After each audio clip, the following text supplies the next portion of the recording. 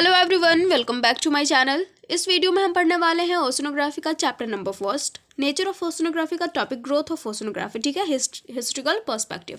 तो ये हम कंप्लीट करेंगे इस वीडियो में एंड नेक्स्ट वीडियो में हमारे आगे के टॉपिक्स आएंगे। तो अगर आपने पहले की वीडियोस नहीं देखी या फिर जोमोफोलॉजी नहीं पढ़ा तो आप जाकर के पढ़ सकते हो, लिंक डिस्क्रिप्शन बॉक्स में दिया हुआ है, और नोट्स चाहिए तो उसका भी लिंक दिया हुआ है। ठीक है, तो चलिए स्टार्ट करते हैं। क्या हम सबसे पहले देखेंगे इसमें किस तरह से ग्रोथ स्टार्ट हुआ। तो जो ग्रोथ ऑफ ओशनोग्राफी है वो किससे रिलेटेड है? Closely related to the development of knowledge of skill of making vessels. जो स्किल्स हैं वेसल्स बनाने के, अब वेसल्स यहाँ पे किसी कंटेनर को नहीं बोला गया है। ठीक है, यहाँ पे वेसल्स का मतलब हो गया शिप। ओके, तो यहाँ हो गया कि जो शिप बनाने के जो स्किल्स थे, उसके जो नॉलेज थे, उसका डेवलपमेंट हुआ, तभी इसका भी ग्रोथ हुआ। ठीक है, and navigation leading to the exploration discovery of different ocean, seas and islands and sea phenomena through successive stage in tune with the advancement of science and technology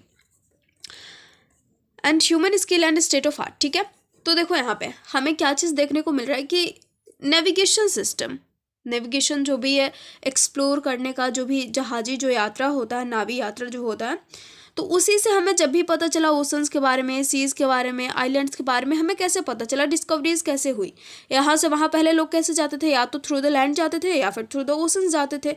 तो धीरे धीरे जैसे जैसे जहाज बनना शुरू हुआ, नेविगेशन सिस्टम स्टार्ट हुआ, तो क्या हुआ, ओशन, सीज बहुत सारे सामने आने लगे, आइलैंड सामने आने लगे। ठीक है, तो ये किस चीज़ पर डिपेंड करता है? साइंस के जो साइंस एंड टेक्नोलॉजी है उसका एडवांसमेंट हुआ, तभी तो हमारे सामने आज बहुत सारे ओशंस के नाम हैं, बहुत सारे आइलैंड्स हैं।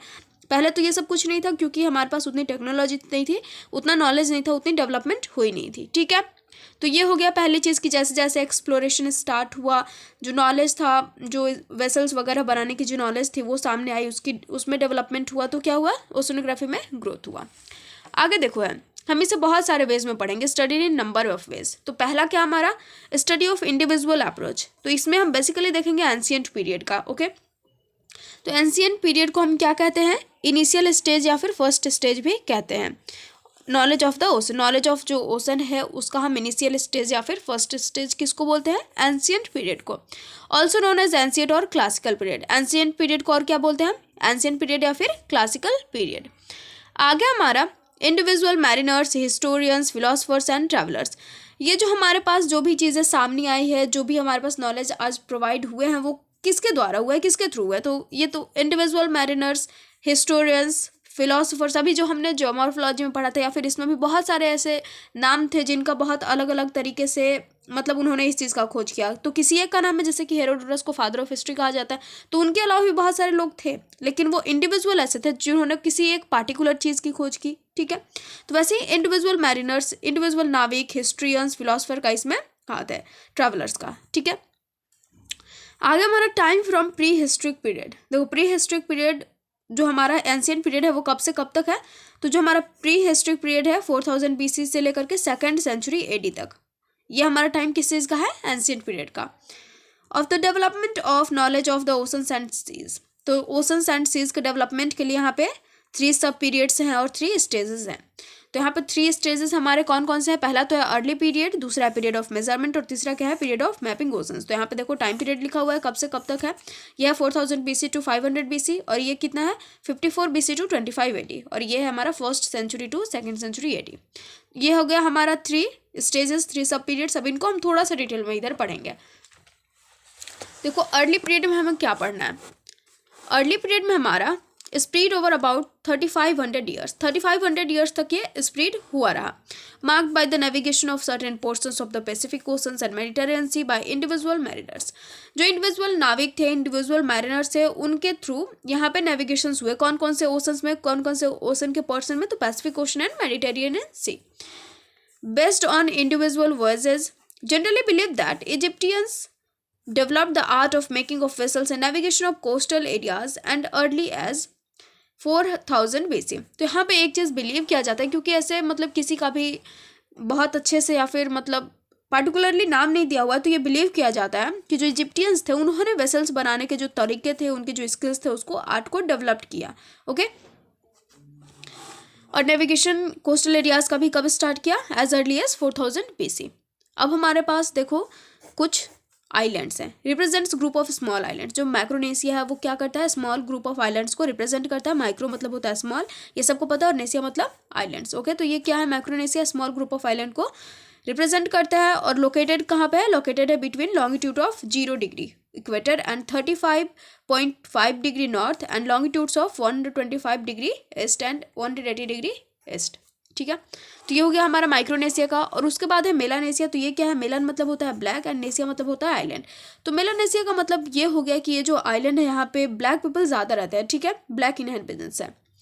आगे हमारे पास है पॉलिनेशिया। पॉली मतलब होता है मेनी एंड नेशिया मतलब आइलैंड्स, मतलब यहाँ पे बहुत ही ज़्यादा मेनी ग्रुप ऑफ आइलैंड्स है। ओके, इसको हम पॉलिनेशिया बोलते हैं। इसके पास देखो यहाँ पे लिखा हुआ है include island of central and eastern Pacific ocean. जो ईस्टर्न और सेंट्रल पैसिफिक ओशन है उसके जो आइलैंड्स है उसको इंक्लूड करता है ये। उसके अलावा जो इंपॉर्टेंट आइलैंड्स के नाम है हमारे पास वो है Hawaiian islands, Samoa islands and Easter island etcetera. ठीक है, इसके हमारे पास ये इंपॉर्टेंट आइलैंड्स है कहाँ के, पॉलिनेशिया के।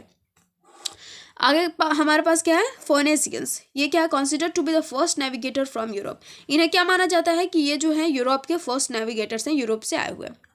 अब हम आगे देखेंगे, आगे क्या हमारे पास, अब हम पढ़ेंगे अर्ली पीरियड ऑफ मेजरमेंट। तो अभी हमने क्या देखा, अर्ली पीरियड के बारे में देखा, और जब मेजरमेंट का अर्ली पीरियड है अब हम उसके बारे में पढ़ेंगे। इसमें क्या हमारा, the period was spread over about 500 years from 500 BC to time of Strabo. ठीक है, तो ये हमारा बेसिकली हमने ये टाइम पीरियड पहले भी देख लिया था।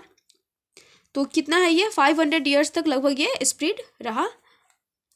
आगे हमारे पास तो अर्ली मेजरमेंट, जो हमारा अर्ली पीरियड ऑफ मेजरमेंट है उनमें हम देखो कुछ कुछ नाम है हमारे पास, जैसे कि पाइथियास है। तो पाइथियास हमारे क्या है, was probably the first navigator from Greece. ये ग्रीस से आने वाले, ग्रीस के फर्स्ट नेविगेटर्स हैं। वो circumnavigated England and measure the length of coast lines. इन्होंने क्या किया, नेविगेट किया किसको, इंग्लैंड को, और जो उसकी कोस्ट लाइन्स हैं, इंग्लैंड के कोस्ट लाइन्स है उसको भी मेजर किया। कब, 4th सेंचुरी BC में। ये क्या है, एस्ट्रोनॉमर जियोग्राफर भी हैं। इनको फर्स्ट नेविगेटर ग्रीस का माना गया है। और क्या है ये, एस्ट्रोनॉमर जियोग्राफर है। अब देखो ये क्या क्या करते हैं एस्ट्रोनॉमर होने के साथ, determine latitudes and longitudes of a place with the help of stars. क्योंकि एक एस्ट्रोनॉमर है तो ये क्या करते हैं, ये जो लैटिट्यूड्स एंड लॉन्गिट्यूड्स है उसको स्टार्स की हेल्प से दिखाते हैं, डिटरमाइन करते हैं। According to him tides were originated due to influence of moon. और इनके अकॉर्डिंग जो टाइड्स हैं वो कैसे ओरिजिनेट होते थे, कैसे, किसकी वजह से, तो इन्फ्लुएंस ऑफ मून, मून की इन्फ्लुएंस की वजह से, उसके प्रभाव की वजह से।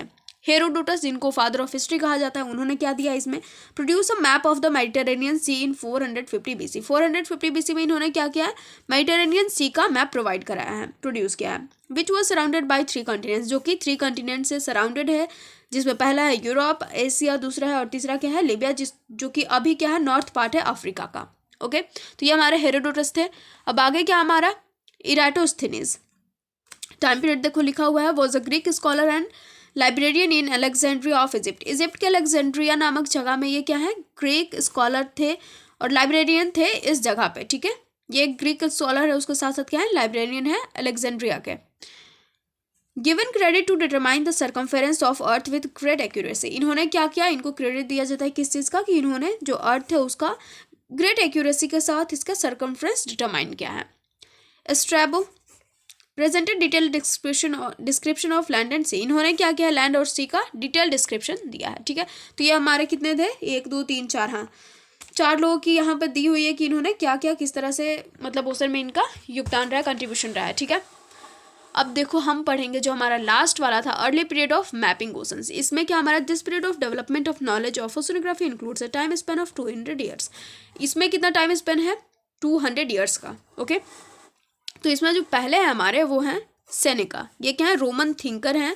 टाइम पीरियड देखो लिखा हुआ है, observe inflow of water through rivers into ocean water and sea level. इन्होंने क्या ऑब्जर्व किया है, जो वाटर है, रिवर्स से जो वाटर फ्लो होता है ओशन वाटर में, उसको ऑब्जर्व किया, और किसको, सी लेवल को ऑब्जर्व किया। अब देखो इनके ऑब्जर्वेशन के अकॉर्डिंग हमें क्या मिलता है, on the basis of his observation he opined that in spite of huge volume of water brought by the rivers into the seas and oceans the sea level remains constant. देखो अब यहाँ पे इन्होंने क्या ऑब्जर्वेशन के बाद इनको पता चला कि क्योंकि नदी से तो बहुत ज़्यादा पानी जाता है, लेकिन उसके बावजूद जो हमारा ओशन होता है, जो सीज होता है, उनका जो लेवल होता है, वाटर का लेवल, वो रिमेन कांस्टेंट, वो हमेशा कांस्टेंट ही होता है, चेंजिंग नहीं होता। अब क्यों नहीं होता है, because the additional input of water was suitably compensated by proportionate loss of water through evaporation. क्योंकि जो भी पानी जाता है नदी में ना, नदी से जो पानी जाता है सीज में, वो इवोपोरेशन के वजह से क्या होता है, ग्लोबल हाइड्रोलॉजिकल साइकिल जो कि हम जियोमॉर्फोलॉजी में पढ़े रहते हैं, उसकी वजह से इवोपोरेशन की वजह से वो पानी तो भाप बन के उड़ जाता है, कॉन्डेंसेशन हो जाता है।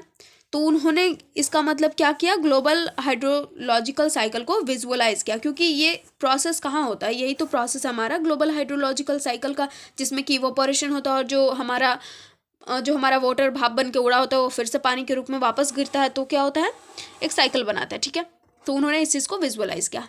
अब क्या है, ग्रीक टोलेमी, ठीक है, compiled the map of entire Roman world in 150 AD। 150 AD में इन्होंने क्या किया है, पूरे इंटायर रोमन वर्ल्ड को मैपिंग की है उनकी।